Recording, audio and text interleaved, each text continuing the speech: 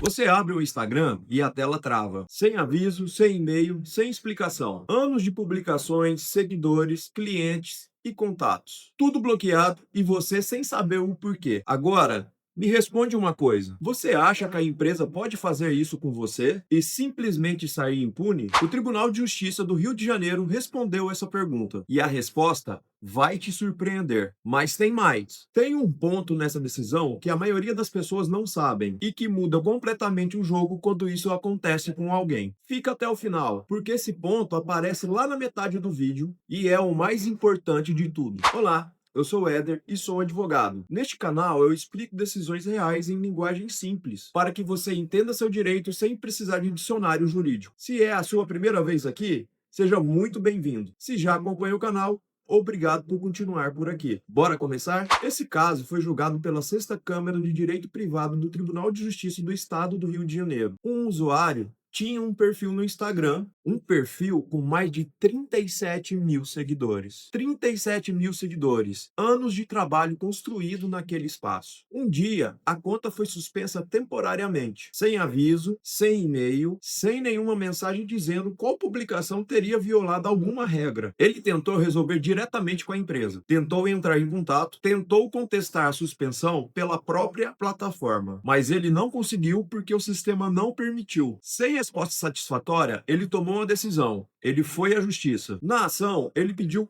duas coisas. Primeiro, que a conta fosse reativada e segundo, uma indenização pelo transtorno no valor de R$ 10.000. O Instagram se defendeu, disse que a suspensão foi legítima, que estava baseada nos termos de uso que o próprio usuário aceitou ao criar a conta e que não havia nenhum dano moral indenizável. Parece uma defesa razoável, não é? Afinal, a gente clica em concordo para tudo, mas o tribunal não aceitou. E aqui começa a parte que importa de verdade. O tribunal usou três fundamentos para condenar o Instagram. O terceiro deles é o que ninguém espera e é exatamente o que pode fazer a diferença se isso acontecer com você. Deixa eu te explicar um por um. O primeiro fundamento foi este: a relação entre você e o Instagram é uma relação de consumo. Isso parece óbvio, mas o Instagram tentou argumentar em contrário. E por que isso importa? Porque quando existe uma relação de consumo, o Código de Defesa do Consumidor se aplica integralmente. O CDC, em palavras simples, é a lei que protege o consumidor nas relações com empresas fornecedoras de produtos e serviços. E uma das proteções mais poderosas do CDC é a chamada responsabilidade objetiva. Responsabilidade objetiva significa, em linguagem simples, que a empresa responde pelos danos que causa, independentemente de ter tido intenção ou não. Não precisa provar que a empresa foi mal intencionada, basta que o dano exista e que tenha sido causado pela conduta dela. O tribunal reconheceu isso e esse foi o primeiro alicerce da condenação. O segundo fundamento foi ainda mais direto. Existe uma lei no Brasil que muita gente ainda não conhece e ela se chama o Marco Civil da Internet. É a Lei 12.965 de 2014. De forma simples, é a lei que regula os direitos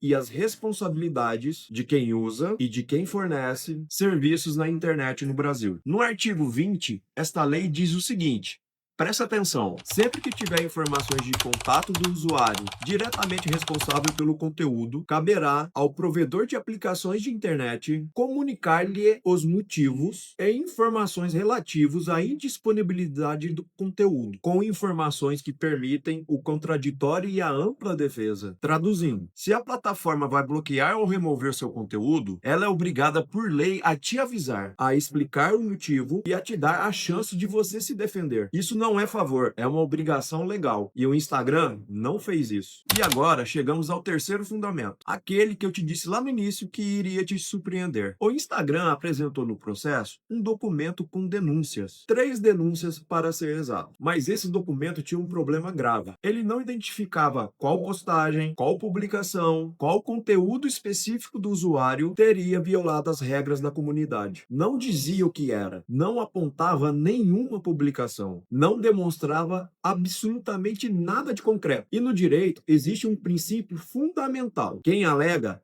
tem que provar. No direito do consumidor, esse dever de provar é da empresa e não do usuário. A empresa alegou que o bloqueio foi por violação dos termos de uso, mas não provou qual violação. Não provou qual conteúdo, não provou nada de concreto. E o tribunal foi claro: Alegação genérica não é prova. Sem prova, o bloqueio foi considerado ilegal. E sendo ilegal, surgiu o dever de indenizar. E é esse ponto que muda o jogo. A empresa é quem precisa provar que você errou, não você que precisa provar que não errou. Com base nesses três fundamentos, o Tribunal de Justiça do Rio de Janeiro decidiu por unanimidade que a conta deveria ser restabelecida num prazo máximo de 72 horas, o Instagram deve pagar R$ 5.000 de dano moral e a empresa ainda teve que arcar com as custas processuais e honorários de sucumbência. O valor de R$ 5.000 foi mantido dentro da razoabilidade e proporcionalidade usados pelo próprio tribunal em casos semelhantes, levando em conta a extensão do dano, o número de seguidores do perfil e a demora da empresa a responder à contestação. Esse caso ensina pelo menos 5 coisas. 1.